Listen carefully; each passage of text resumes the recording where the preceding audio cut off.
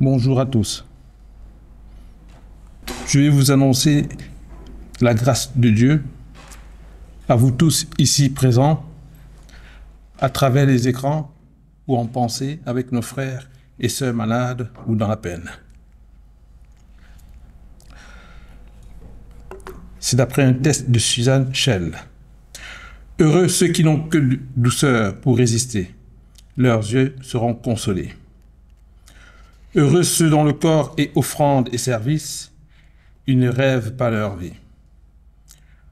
Heureux ceux qui laissent partir et ne séparent pas, ils insufflent la confiance et la liberté. Heureux les inquiets, ils cueilleront la joie à la pointe de leur attente. Heureuses les mains qui s'ouvrent, demain grandira sous leurs doigts. Heureux ceux qui vivent des temps creux, ils sont au carrefour de Dieu. Heureux ceux qui gardent les questions, ils percevront la place du mystère. Heureux êtes-vous, la grâce et la paix vous sont données de la part de Dieu notre Père et de Jésus-Christ notre Seigneur. Je vous propose de chanter le premier chant, tel que je suis.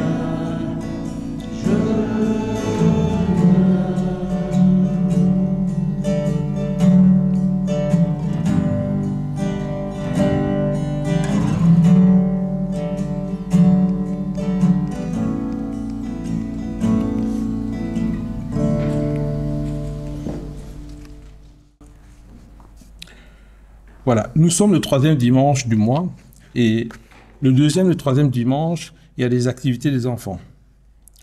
Je vais donc raconter une histoire aux enfants avant qu'ils ne descendent, mais c'est une histoire non seulement pour les petits, mais aussi pour les moyens et les grands enfants. Elle parle de Joseph, l'esclave gouverneur. Le fils préféré de Jacob s'appelait Joseph et portait une très jolie tunique. Ses 11 frères étaient jaloux de lui et se disaient entre eux, « Ce n'est pas juste. » Un jour, Joseph fit un rêve étrange et il en parla à ses frères. « Voilà, nous étions dans un champ en train de lier des gerbes ensemble. ma gerbe se tenait toute droite, mais vos gerbes firent un cercle autour de la mienne et s'inclinèrent. Ça alors, s'exclamèrent-ils. Tu crois peut-être que tu vas devenir notre roi? Tandis qu'ils étaient loin de la maison, ils se saisirent de lui et le jetèrent dans un puits. Ha ha, s'écria-t-il. Maintenant, on va bien voir ce que vont devenir tes rêves. Regardez, dit l'un des frères, voilà les marchands d'esclaves qui passent. Vendons Joseph plutôt que de le laisser mourir. Les marchands amenèrent Joseph en Égypte et le vendit comme esclave à homme important. Mais Dieu aida Joseph. Bien des années après, une nuit, Pharaon, le roi d'Égypte, fit deux rêves étranges. Seul Joseph put les expliquer au roi. Pendant 7 années, il y aura de bonnes récoltes, dit Joseph. Puis, il y aura 7 années de famine. Pharaon fut si content de Joseph qu'il en fit son gouverneur. Pendant les 7 années, Joseph fit des réserves énormes, puis lors des 7 années suivantes, les gens vinrent vers Joseph pour acheter des vivres. Parmi la foule se trouvaient les frères de Joseph. Ils se prosternèrent devant lui. « S'il te plaît, demandèrent-ils, permets-nous d'acheter de quoi manger. » Le rêve de Joseph s'était réalisé. « Je suis Joseph, votre frère. » Les frères de Joseph avaient peur qu'ils veuillent se venger, mais Joseph leur a pardonné. Et il invita toute sa famille à venir en Égypte. Inclinons-nous dans la prière. Nous avons bien souvent préféré nos désirs à ta volonté. Tournons-nous vers Dieu pour lui demander son pardon et son aide afin d'être meilleurs. Seigneur, notre Dieu, nous avons bien souvent préféré nos désirs à ta volonté. Nous avons eu du mal à nous aimer nous-mêmes, alors que tu fais de nous une merveille. Nous avons trop souvent méprisé notre prochain. Et toi-même, notre Dieu, la source de vie, nous t'avons souvent oublié. Pardonne-nous, Seigneur. Viens au secours de notre faiblesse.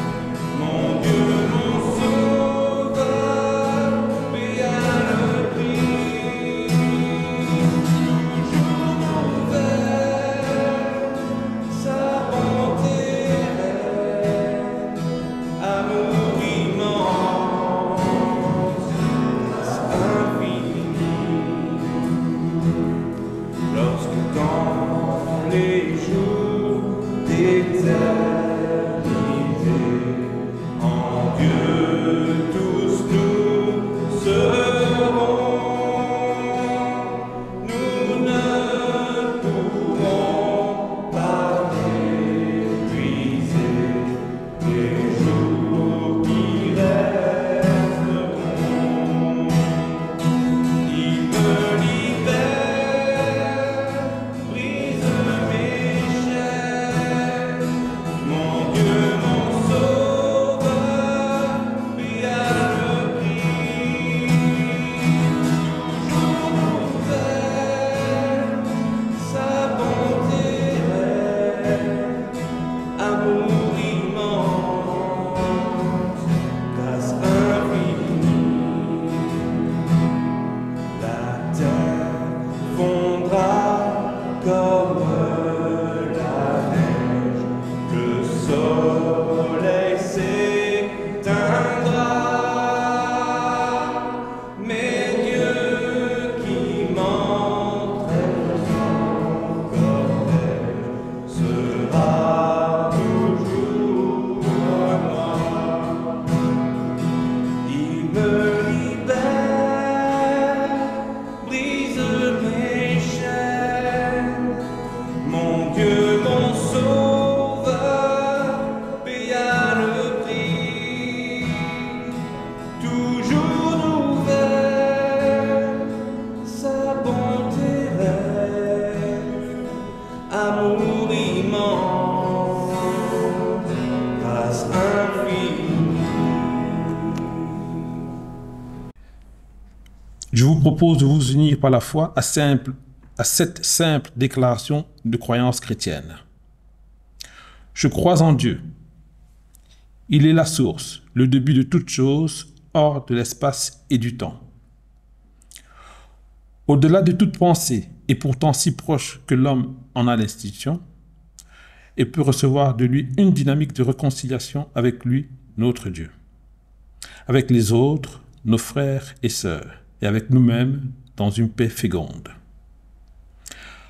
En Christ, nous avons connu ce Dieu, source de vie. À ceci, tous reconnaîtront que nous sommes ses disciples si nous avons de l'amour les uns pour les autres. Je crois au Saint-Esprit, qui rend témoignage à notre esprit, que nous sommes tous enfants de Dieu. Nous avons été baptisés d'un seul esprit pour former un seul corps. Je crois, Seigneur, viens au secours de mon manque de foi.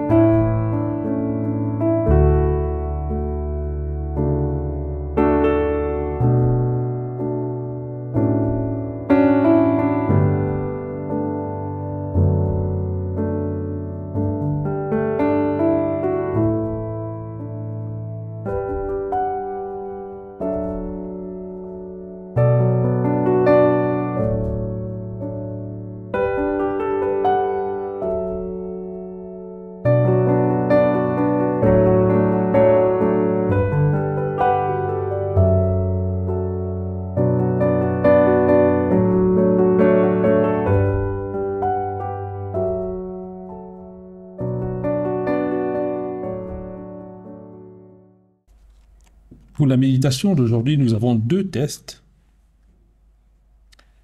Le premier se trouve dans 1 Corinthiens, chapitre 12, versets 4 à 11. Il y a diversité de dons, mais le même esprit. Diversité de ministères, mais le même Seigneur. Diversité d'opérations, mais le même Dieu qui opère tout en tous. Or, à chacun la manifestation de l'Esprit est donnée pour l'utilité commune. En effet, à l'un est donné par l'Esprit une parole de sagesse, à un autre une parole de connaissance selon le même Esprit, à un autre la foi par le même Esprit, à un autre le don de guérison par le même Esprit, à un autre le don d'opérer des miracles, à un autre la prophétie, à un autre le discernement des esprits, à un autre la diversité des langues, à un autre l'interprétation des langues. Un seul et même esprit opère toutes ces choses, les distribuant à chacun en particulier comme il veut.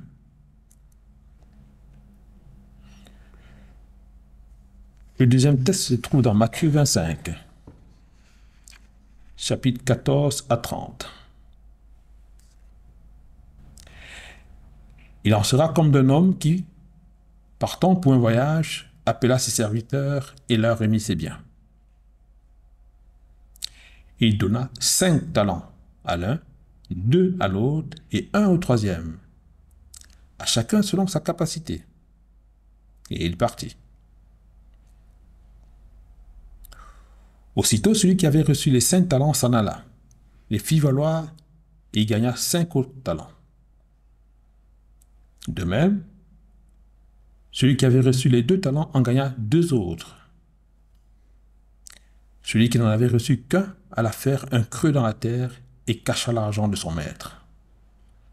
Longtemps après, le maître de ses serviteurs revint et leur fit rendre compte. Celui qui avait reçu les 5 talents s'approcha en apportant 5 autres talents et il dit, « Seigneur, tu m'as remis 5 talents, voici j'en ai gagné 5 autres. » Son maître lui dit, « C'est bien, bon et fidèle serviteur. Tu as été fidèle en peu de choses, je te confierai beaucoup. Entre dans la joie de ton maître. » Celui qui avait reçu les 2 talents s'approcha aussi et il dit, « Seigneur, tu m'as remis 2 talents, voici, j'en ai gagné 2 autres. » Son maître lui dit, « C'est bien, bon et fidèle serviteur. Tu as été fidèle en peu de choses, je te confierai beaucoup. Entre dans la joie de ton maître. » Celui qui n'avait reçu qu'un talent s'approcha ensuite et il dit, « Seigneur, je savais que tu es un homme dur qui moissonne où tu n'as pas semé et qui amasse où tu n'as pas vanné.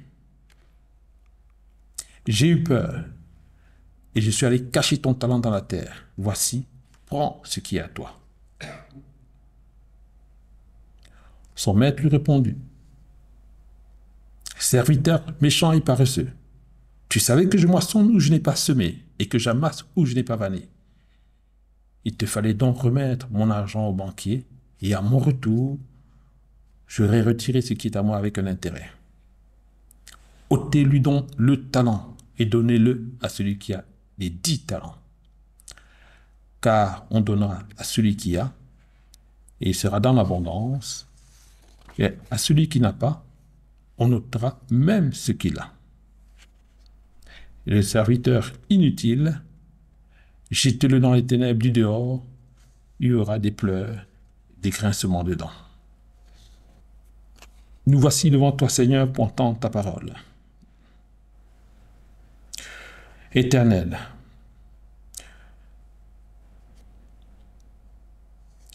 nous voici devant toi pour entendre la parole que tu veux nous dire aujourd'hui. Une parole unique, vivante, nouvelle que tu as aujourd'hui pour chacun de nous. Permets qu'à travers la méditation de l'Écriture, nous puissions nous ouvrir à cette parole. Mets dans la bouche de Léonard des mots afin qu'il édifie notre connaissance. Viens toi-même nous donner ton esprit afin que nous puissions recevoir ainsi la nourriture spirituelle dont nous avons besoin pour avancer sur notre route avec toi et avec nos frères et sœurs. Voilà, c'est avec beaucoup de joie que je me retrouve devant vous pour partager ce moment de méditation. Bruno vient de prier. Il vient de demander à Dieu de nous inspirer. Cette prière qui précède la prédication, ce n'est pas une routine, c'est justement notre façon de demander à Dieu et de le laisser nous parler lui-même. Vous connaissez aussi ma façon de partager la méditation avec vous. Ce n'est pas la première fois que je prêche ici. J'aime bien vous proposer quelque chose qui va servir de colonne vertébrale dans cette prédication. Et ce que je vous propose comme thème, comme colonne vertébrale, c'est ceci: servir avec ou dans peu de choses. Servir avec ou et dans peu de choses. Et le verset que je voudrais vous proposer, c'est le verset 23 de ce chapitre 25 de Matthieu 25, là où il nous est dit: bon et fidèle serviteur, entre dans la joie de ton maître. Bon et fidèle serviteur, entre dans la joie de ton maître. Mes frères et sœurs, Bruno l'a dit tout au début du culte, nous sommes au 3e dimanche du mois d'octobre. Soit et moi, après la reprise de vos activités 2023-2024. C'est dans cet esprit-là de reprise des activités, mais aussi j'ajoute quelque chose, de chrétiens aussi, de chrétiennes en marche vers le royaume de Dieu, que je vous propose cette prédication. Ce chapitre 25 de Matthieu, cette parabole, il serait très difficile de la comprendre, de comprendre ce chapitre sur les talents, sans essayer de tenir compte du chapitre 24, mais aussi des versets 1 à 13 de ce chapitre 25 et des versets 31 jusqu'à 42 de ce chapitre 25.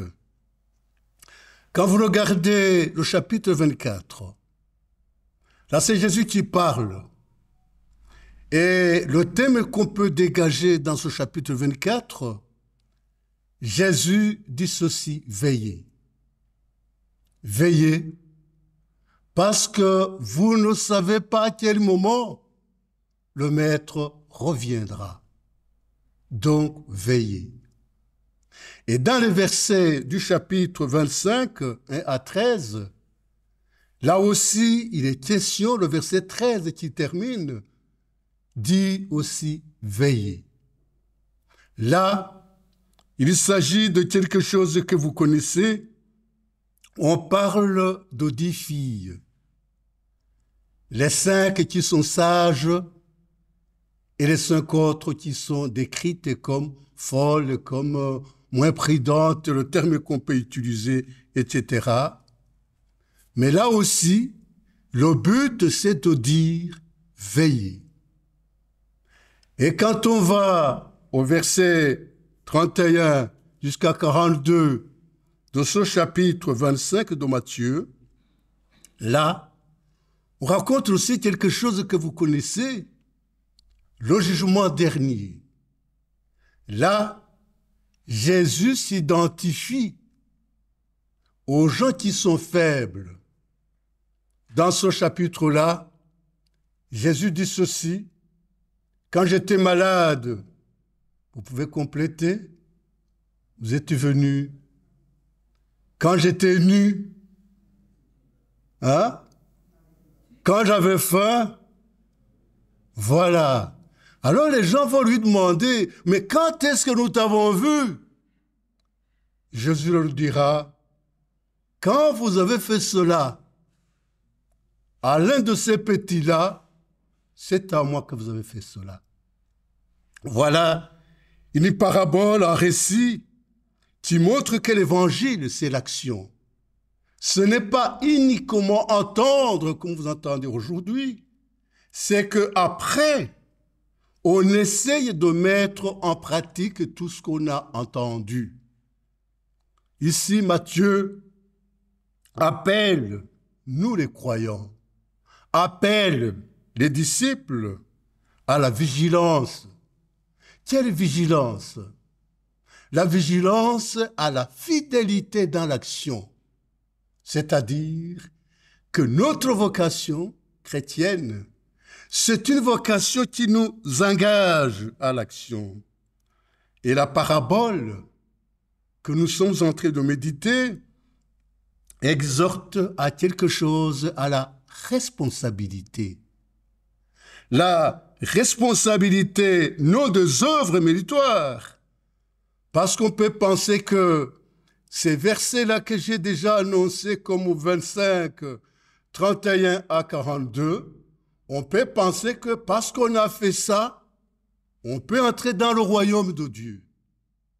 S'arrêter là, ça serait simplifier les choses, mes frères et sœurs. Cette invitation de vigilance à la fidélité dans l'action signifie que nous avons la responsabilité, mais la responsabilité qui est fondée sur la grâce, à savoir agir et servir dans le peu et avec efficacité.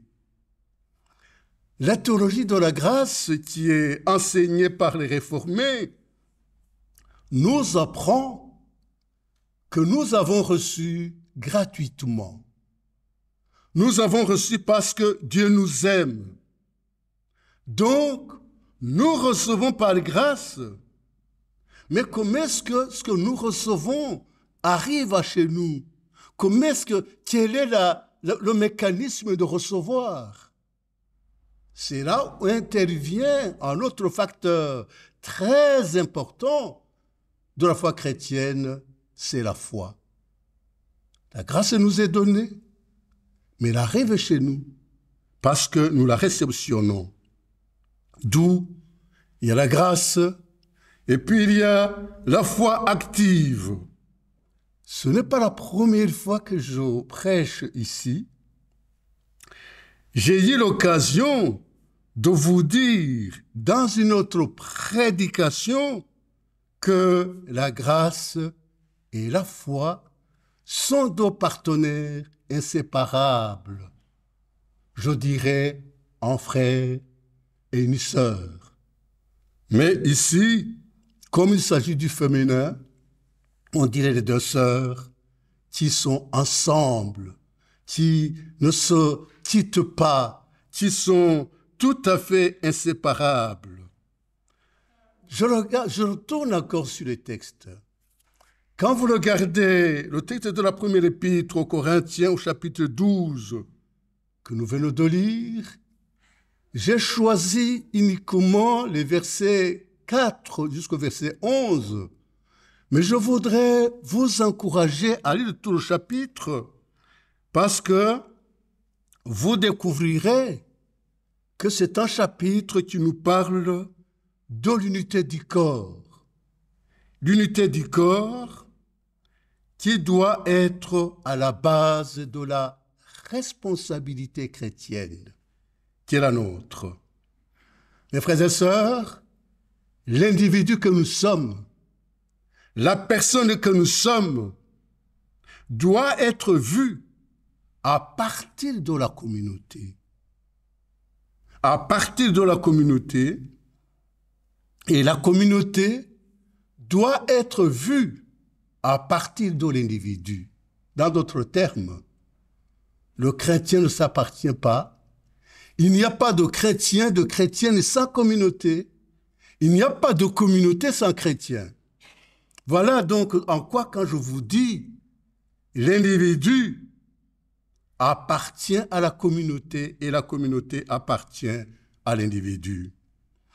L'ecclésiologie réformée, mes frères et sœurs, dans cette ecclésiologie, la communauté n'appartient pas au pasteur.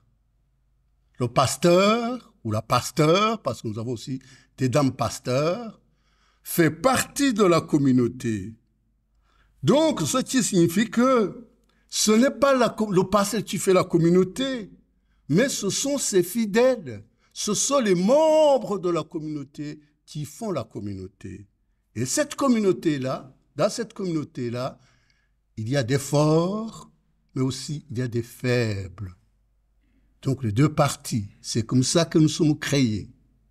Mais les deux, les forts ont besoin des faibles, les faibles ont besoin des forts, et les deux doivent essayer de se porter, doivent essayer de se supporter, essayer de marcher ensemble afin d'essayer de faire rayonner la communauté.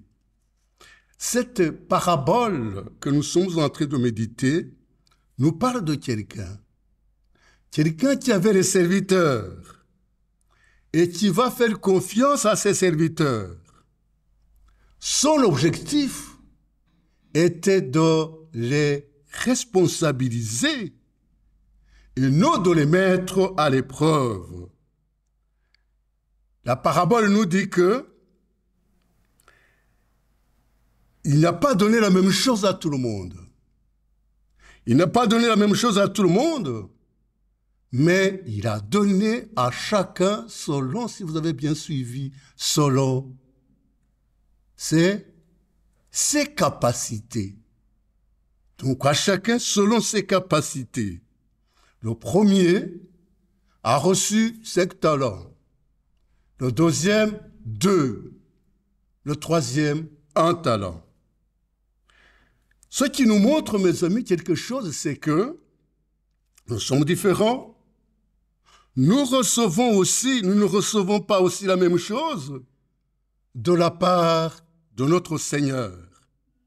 Mais ce qui est sûr et certain, sans aucun doute, c'est que chacun et chacune d'entre nous a déjà reçu quelque chose. Ça, c'est une certitude. Chacun et chacune d'entre nous a déjà reçu un don, a déjà reçu des dons qui lui sont propres, un don qui lui est propre. Et les deux premiers, je reviens sur le passage, ce sont des gens qui se sont dit, nous allons essayer de valoriser ce que nous avons reçu. Ils ont doublé. Donc les deux premiers. Et le troisième serviteur, lui, qu'est-ce qu'il a fait? Si vous avez bien suivi le passage, il a dit, je vais enterrer et cacher ce qui m'a été confié, ce qui m'a été donné.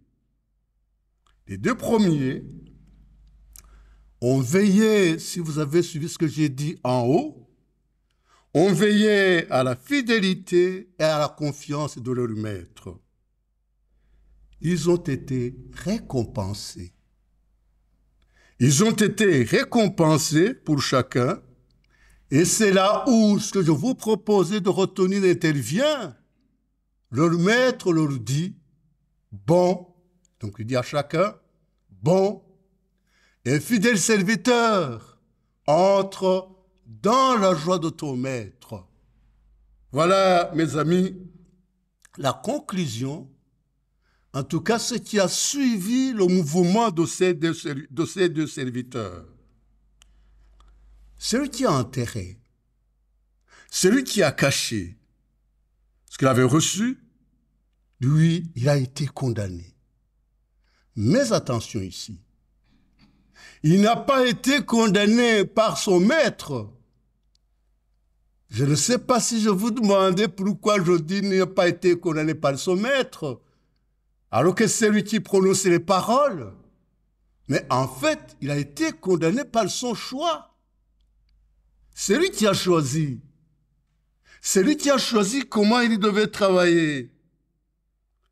Ici, en tout cas, ce que nous observons, mes frères et sœurs, c'est que ce troisième serviteur ne pensait pas qu'il n'a pas travaillé. Ça serait une erreur, comme nous dit le texte, c'est qu'il est paresseux. Ça serait une erreur de penser qu'il n'a pas travaillé. Je ne sais pas si je vous demandais de dire pourquoi je dis qu'il ne faut pas dire comme ça. Il a travaillé. Qu'est-ce qu'il a fait? Hein? Qu'est-ce qu'il a fait?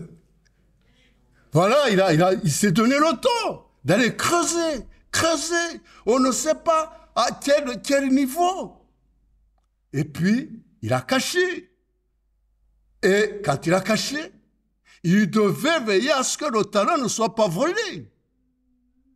Donc, lui aussi, il a fait du travail. Mais il a mal travaillé. La différence entre les deux. Donc, voilà aussi quelqu'un qui a travaillé, qui a fait quelque chose, mais qui a fait un mauvais travail. Mes frères et sœurs. Et c'est là où notre engagement chrétien, notre mouvement d'être dans l'Église, ça doit être aussi avec un discernement.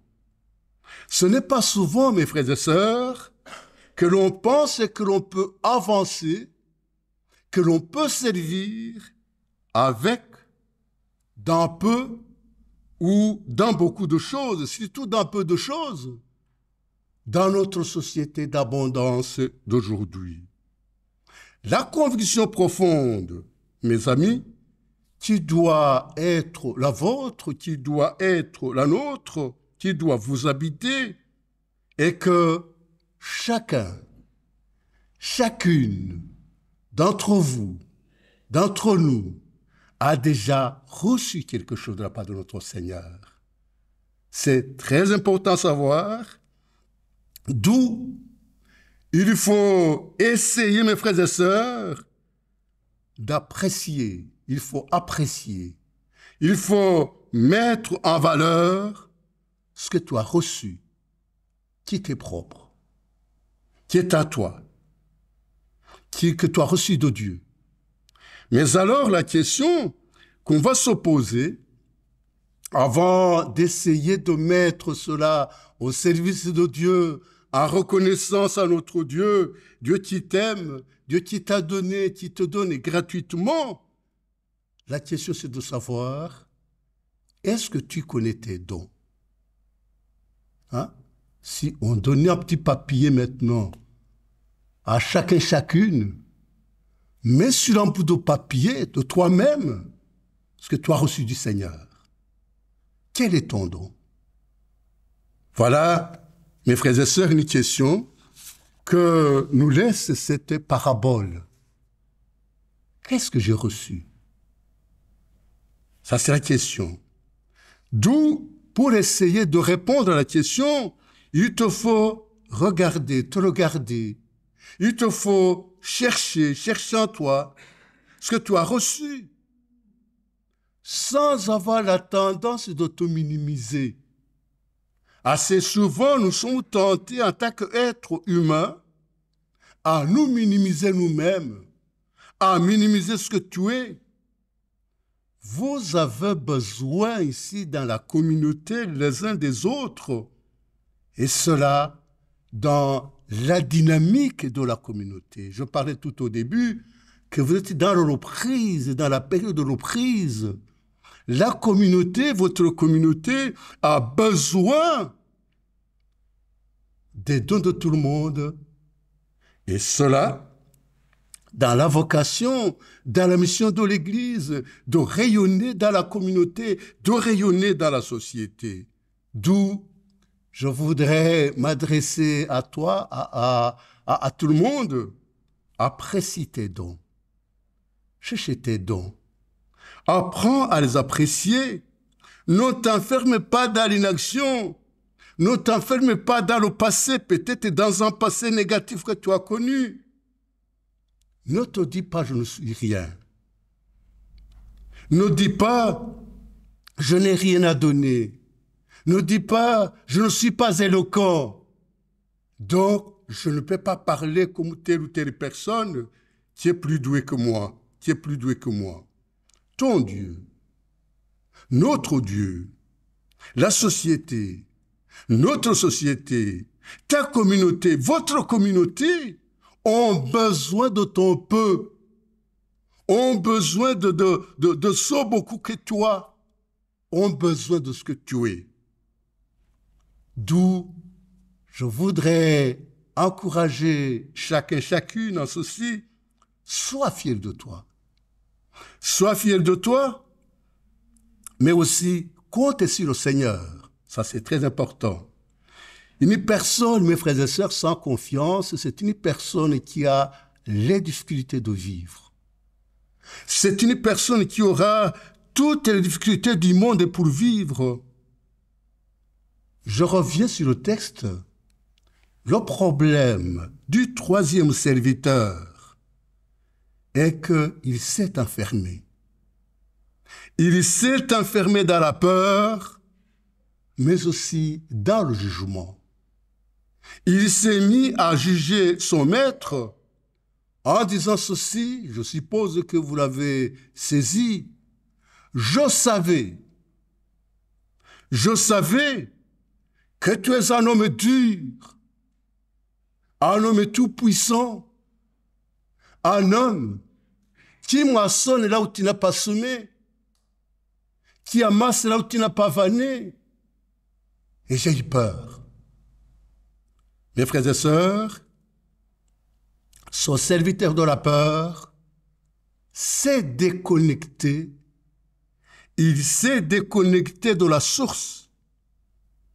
Et vous savez, quand on tire la prise, qu'est-ce qui se passe?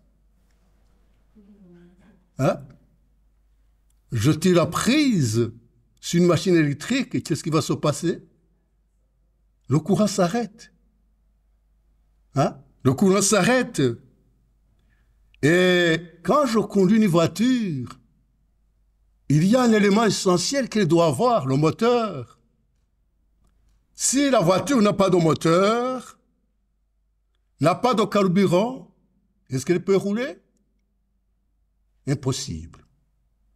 C'est ce qui s'est passé avec son serviteur qui s'est enfermé dans la peur, qui s'est coupé de la source.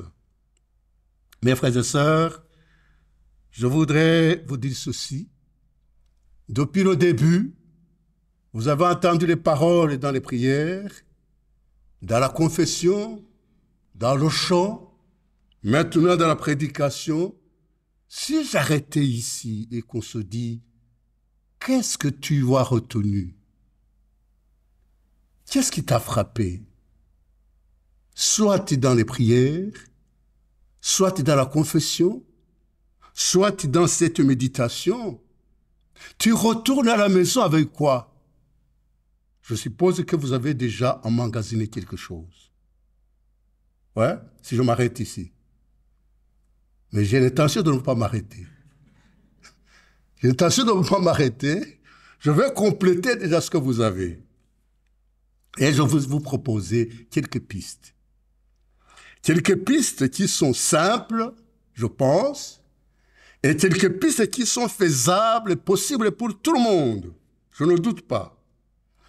Le premier pas à faire, mes amis, c'est d'être connecté à Dieu. D'être connecté à la source. Hein?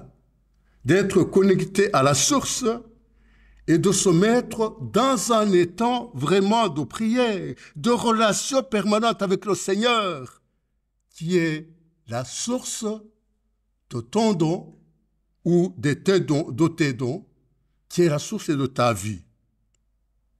Pourquoi cela?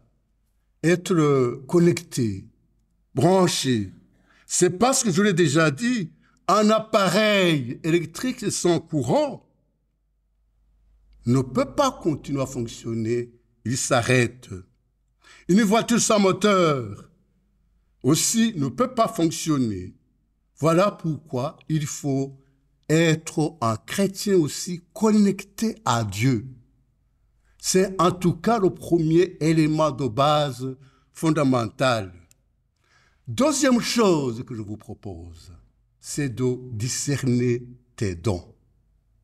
Quels sont tes dons? Quel est ton don? Ça, c'est deuxième étape. Troisième chose, et j'arrête là, en tout cas dans les choses à capter, c'est d'essayer de mettre en pratique ce que tu as trouvé comme don.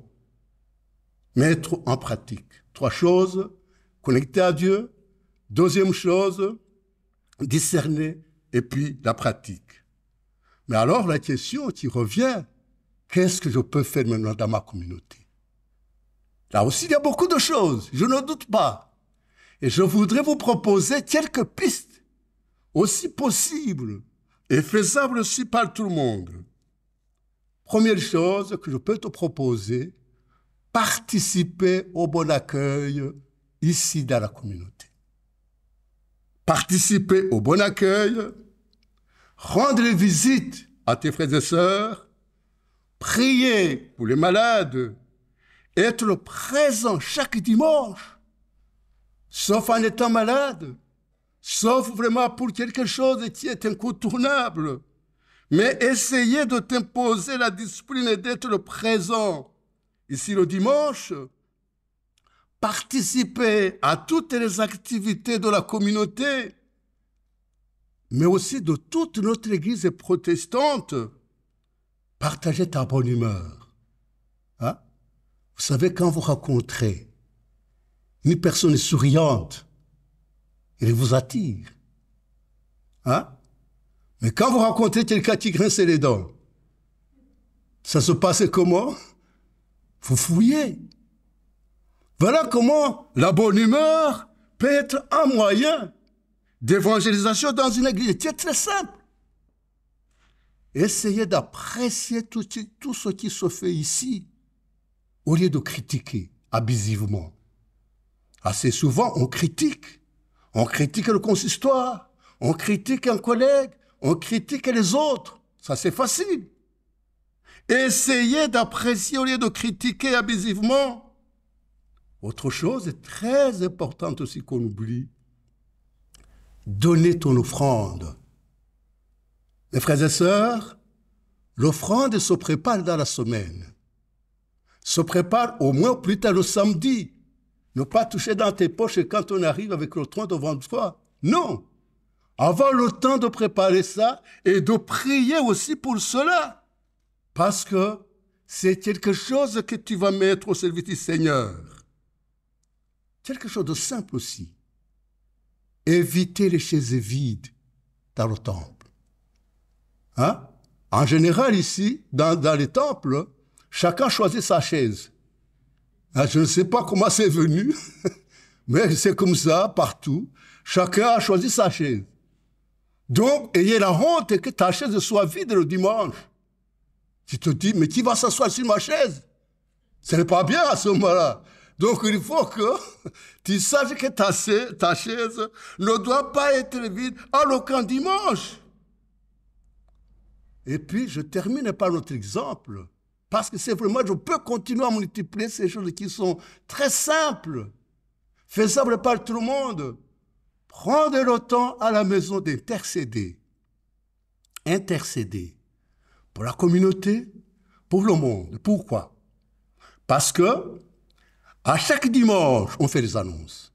Je pense que oui. Ouais. À chaque dimanche, on fait des annonces.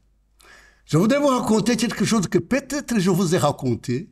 Un jour, un jeune est allé à l'église, mais ses parents étaient restés à la maison. Et puis alors, quand il rentre, ses parents lui demandent « Tu es arrivé à quelle heure ?» Vous savez ce qu'il a répondu? « Je suis arrivé au moment où le pasteur faisait la publicité. » Hein?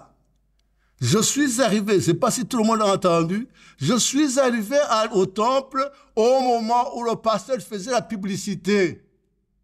Les annonces, ce n'est pas la publicité. C'est une façon de te mettre au courant de comment vont tes frères et sœurs.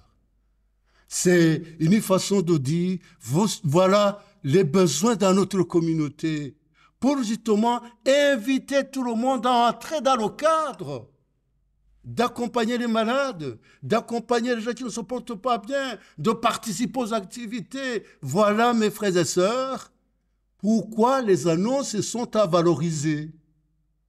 Celui qui les prépare ne perd pas son temps. Voilà beaucoup de choses que vous avez à choisir. Chacun d'entre vous, j'ai fait une macédoine. Hein? Vous voyez la macédoine de fruits.